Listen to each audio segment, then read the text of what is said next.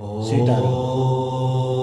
आप लोग ये बातें तो सब सुन रहे होंगे और सब अपने आप में के अंदर जल भी रहे होंगे। ये क्या बोल रहे हैं बाबा। बाकी हम बाबा नहीं बबवा हैं। हम धर्म के लिए जीना स्टार्ट कर दिए हैं।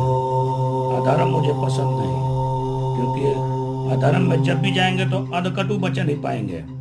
पूरी शख्सियत जाननी है तो पहले अपने आप को देखिए। आप कहाँ हैं और मैं कहाँ हूँ। मैं जमीन पे हूँ, बाकी मैं देखता ऊपर हूँ। और आप आसमान पे हो, बाकी देखते नीचे हो। क्योंकि हमें भगवान बना करके उसी लिए भेजा है कि मैं ये कर्म कर सकूं और जी जान लगा के कर सकूं। आपको याद होनी चाहिए कि देव और दानव का फर्क सिर्फ एक ही शख्स कर सकता है, वो भी ऋषि। याद रखिएगा, हम न जानते हैं न पहचानते हैं। आपसे हम बहुत दूर रहते हैं।